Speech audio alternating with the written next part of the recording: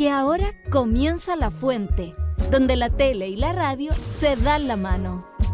Chile TV y Radio Universidad de Chile te dan la bienvenida a nuestra fuente burbujeante de información diferente.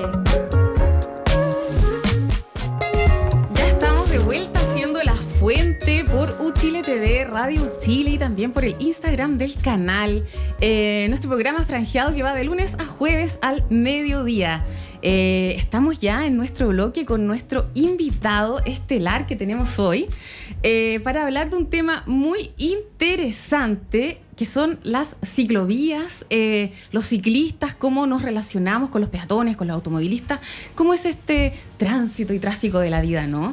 Nos acompaña hoy día el profesor Rodrigo Mora Vega, profesor asociado del Departamento de Urbanismo de la Facultad de Arquitectura y Urbanismo de la Universidad de Chile, especialista en movilidad urbana y transporte activo. Bienvenido, profesor, ¿cómo está? Muchas gracias. Además, soy investigador de CEDEUS, para que, como mi presentación. Ah, perfecto, profesor. Profesor, un poquito más cerca del micrófono, acomódese ahí mientras yo vuelvo a mencionar nuestro gran concurso gracias a Grafito Ediciones, que nos regala este hermoso libro ilustrado, Una flor que crece en los escombros, de Jairo Buitriago R. Está muy hermoso para todas las edades. Y también otro libro demasiado hermoso que se llama La Madeleine de Proust, de la misma editorial, ilustrada por Betty Boone. Miren este libro que debe medir unos 30 centímetros, ¿no? Con unas... Mira qué lindo estas ilustraciones. Muchas gracias a los amigos y amigos de Grafito Ediciones y también a TC Editorial por la música de los domingos por la tarde. Estos 3 libros y estas 2 editoriales los pueden encontrar en La Furia del Libro, que comienza mañana, jueves 18, y hasta el domingo 21 de diciembre en el GAM. Absolutamente gratuito. Vaya, es un panorama muy, muy entretenido. De hecho, de las locaciones que tiene La Furia en el año, en el GAM es mi lugar favorito. Porque está fresquito, hay otras cosas que hacer después. Entretenido, profe. Así que concursen, sigan también en el Instagram a nuestras editoriales, @trayectoeditorial y @grafitoediciones. Muchas gracias por sumarse a La Fuente, a estas editoriales. Profesor, vamos a lo que nos convoca. En uchile.cl hay una nota al respecto de este estudio que usted ha protagonizado. Que mira, el titular es: Estudio Uchile muestra que las ciclovías reducen conflictos entre peatones y ciclistas. Cuéntenos, profe, ¿de qué se trata este estudio? ¿Por qué se le ocurrió estudiar esto? A ver. Bueno, esto es parte de un Fondesit regular que concluyó en marzo del 2024, que ya se terminó, donde participamos yo como investigador responsable, Geraldine Herman y Tomás Cox, que también son del Departamento de Urbanismo de la FAU. Y en ese caso nosotros lo que quisimos ver era básicamente los conflictos que experimentaban aquellas personas que andaban en bicicleta y en ciclos. Los ciclos es una categoría de movilidad que es de la Ley de Convivencia Vial de 2019, que son todas las personas que se mueven en bicicleta, en scooters, en skaters, en todo lo que es micromovilidad. He visto como estas ruedecitas que es como una rueda de moto. Sí. Que van... No, interesante. Hay varios. Incluso hay unos que andan como un skate que sin nada. Y que son distintos tipos. Todos se llaman ciclos. Entonces nosotros queríamos ver los conflictos que se producían entre ciclos y otros modos de transporte. Y en el caso particular de este estudio, que fue uno de tantos estudios que se hicieron en el marco de este Fondesit, que duró 3 años, pero fue probablemente el más grande, el más importante. Se observaron cerca de 9.800 ciclistas, 9.747 o 9.750, se filmaron calles, y esos se llaman estudios observacionales, que son bastante infrecuentes, no es muy común hacerlo, porque son muy caros de hacer, porque son muy complicados de hacer, son engorrosos, son complicados. En general, la mayoría de los estudios de ciclismo son encuestas o son cosas encuestas o presenciales o encuestas online, cosas así, pero no son estudios observacionales. Hay poco estudio observacional. Entonces nosotros filmamos en 12 calles, 6 en Providencia, que están en el sector entre Marchán Pereira y Holanda, y 6 en Barrio República, más o menos entre la calle República con la calle Avenida España. Santiago Centro, Providencia. Santiago Centro y Providencia. Buenísimo. Son lugares donde hay muchos ciclistas en general y muchos peatones en las calles y mucho movimiento. Entonces, eventualmente hay más conflictos. Nosotros queríamos observar los conflictos y nosotros observamos calles sin ciclovías, de distinta naturaleza, calles con transporte público y con mucho flujo de autos, calles locales con poco flujo de autos y sin transporte público, calles con ciclovías y transporte público, calles sin ciclovías, calles con ciclovías pero sin transporte público, o sea, un mix de calles, son de 12 calles, y todas una en paralelo a otra, y además coincidían en que eran calles con distintas, eso es súper urbano, pero con distintas tipologías de calles. Normativamente las calles se dividen en tipos de calles. Entonces además coincidía con que no solo tenían distintos flujos, sino que además correspondían distintas categorías. Y observamos y filmamos en cada calle, filmamos más o menos al final, filmamos como 300 horas de video. ¡Wow! Y poníamos unas cámaras en unos postes durante varias horas al día, en punta mañana, punta tarde y punta mediodía. Y más o menos capturamos 9.800 ciclistas. Sí, así veo, casi 10.000 ciclistas en distintos puntos de Santiago. ¿Y qué revela mirar este comportamiento real en la calle, profesor? Lo que pasa es que la gracia de los estudios observacionales es que uno observa lo que la gente hace, no lo que la gente dice que hace. Claro, que distintas las encuestas, ¿no? Claro, nosotros siempre somos más buenas personas, somos mejores personas de lo que efectivamente somos, probablemente. Somos mejores conductores, probablemente somos mejores... Todo. En general uno tiene una visión o uno se cuenta historias a sí mismo que no necesariamente coinciden con lo que efectivamente hace. Entonces, nosotros, por ejemplo, yo llevo estudiando estudios de ciclismo y esto durante, yo diría que unos 10 años. Entonces he hecho otras investigaciones. Claro.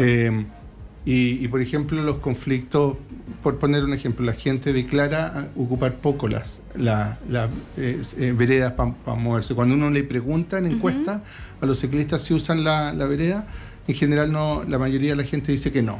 Ya. Sin embargo, cuando uno observa calles con vereda y con ciclovía y sin ciclovía, nosotros en este estudio mostramos que más o menos en las calles sin ciclovía, el 43% de los ciclistas que transitaban por esas calles lo hacían en la vereda. O sea, cercano al 50%. Claro. Pero eso no es lo que declaran los ciclistas. O sea, cuando uno observa, uno ve el comportamiento mucho más cercano a lo que sucede en la vida real que lo que efectivamente la gente declara que hace. Claro, la realidad del tema. Claro, y probablemente, y otra cosa es que los ciclistas raramente, cuando uno les pregunta, como mencionan que tener conflictos, por ejemplo, con peatones. Eso no es muy común. O le bajan el perfil en general. Yo soy ciclista. Sí, eso le iba a decir. De hecho, estamos viendo imágenes ahí. Por ahí tenemos una foto suya en la ciclovía recién inaugurada de la Alameda, ¿no? Sí. Sí. Y entonces, la gente no declara necesariamente moverse tener conflicto con peatones, pero cuando uno le pregunta a los peatones sí perciben mucho más conflictos con ciclistas que los ciclistas declaran con peatones. Entonces, de nuevo, tiene que ver con los comportamientos que yo tengo como de autoimagen. Sí. Entonces, yo diría que eso pasa en todo orden de cosas. En general, uno proyecta una imagen o trata de proyectar una imagen también mejor con lo que uno tiene de sí mismo, digamos. Sí. Y yo creo que los ciclistas probablemente tengamos muchas cosas buenas, pero probablemente tengamos la misma cantidad de cosas malas que todo el mundo tiene, ¿no? O sea, uno es una mezcla de todo. Uno es una mezcla, sí. De hecho, uno en el día, a mí me pasa, profesor, yo soy peatón un rato del día, pero también ando en auto otro rato del día y de repente me subo a algún ciclo. Pero así que uno es un personaje distinto, ¿no? En cada rutina del día. Sí, claro. Profe, un dato que llama la atención del estudio es que más del 93% de los ciclistas usa la ciclovía cuando existe. Es bien contundente, ¿no? Sí. ¿Qué nos dice eso sobre el diseño de nuestras calles? A ver, lo que nos dice eso básicamente que, y eso es bastante coincidente con lo que dice la literatura, en el fondo, cuando yo construyo infraestructura para la movilidad activa, en el fondo lo que obtengo es que la gente efectivamente la usa. Y esto no es como que es primero el huevo o la gallina. Nosotros sabemos perfectamente cuál es primero. En el fondo, o sea, acá no hay mucho debate en general. Si yo quiero potenciar la movilidad activa y sobre todo el uso de la bicicleta, yo lo que tengo que hacer es construir ciclovía. No tengo que esperar que hayan ciclistas, porque precisamente no hay ciclistas porque es peligroso y la gente percibe esto como peligroso. Entonces, lo que tengo que hacer es construir infraestructura y construir la infraestructura no solo es construir ciclovías, ojo, la infraestructura como amigable con la bicicleta y con el peatón, no solamente, muchas veces ciclovías, sobre todo en calles de alto tráfico que tienen transporte público, pero cuando hay calles que eventualmente no tienen transporte público, no tienen alto tráfico, pero tienen tráfico de velocidad muy alta, yo quiero... lo que es importante es construir entornos que sean amigables para la bicicleta y para el peatón. Y eso no necesariamente pasa por construir ciclovías, puede pasar por construir otras cosas. Claro, es todo un ecosistema, es un ecosistema, que tiene que funcionar a la perfección como todo baile, ¿no? Del tráfico. Sí. Bueno, y también el estudio dice que cuando no hay ciclovía, por supuesto que terminan usando la vereda, ¿no? ¿Esa es una elección o una reacción a la falta de infraestructura? Eso, bueno, es que todo comportamiento de alguna forma es una elección. Una elección, la pregunta es cuánto, ¿por qué la gente elige eso? Si al final yo, si me subo a la vereda, es una elección. Yo podría haber estado en la calle o podría no andar en bicicleta. Siempre yo tomo una decisión. La pregunta es por qué lo hago. Y lo hago porque me da miedo, porque me siento protegido. Y esa sensación de riesgo, en el fondo, en general, este estudio lo muestra también, y es bien consistente con la literatura, es mayor en mujeres y en personas mayores que en hombres y jóvenes. En general, las mujeres los estudios tienen una mayor percepción de riesgo y por lo tanto, en el fondo, si no hay condiciones que sean suficientemente seguras para andar en bicicleta, no andan en bicicleta. No se va a subir a la bici. No, de hecho, de nuestra muestra de los 9.700 y tanto, o casi 9.800, el 21% de las muestras son mujeres, el resto son hombres. Y eso tampoco es muy bueno, porque en estudios previos que yo había hecho hace no tanto tiempo, el porcentaje de mujeres tendía hasta acercarse más o menos al 25%. Entonces, tampoco es bueno, porque en el fondo yo no le pregunté a las mujeres en este caso por qué no eran más, digamos, pero puede ser que en el fondo la gente perciba y las mujeres estén percibiendo mayor riesgo en la calle, y eso significa que no tomó la decisión. O sea, mi forma de comportarme es no tomar la bicicleta, y eso no es bueno. Claro, no es bueno. De hecho, claro, este temor, ¿no? De andar en bici sola por la noche, por ejemplo, da un poquito de susto. ¿Sí? Da un poquito de susto. Ahora, yo no tomé la noche, o sea, estas son mediciones en del día, con luz. Sí. Estamos conversando con Rodrigo Mora Vega, profesor asociado del Departamento de Urbanismo de la Facultad de Arquitectura y Urbanismo de nuestra querida Universidad de Chile.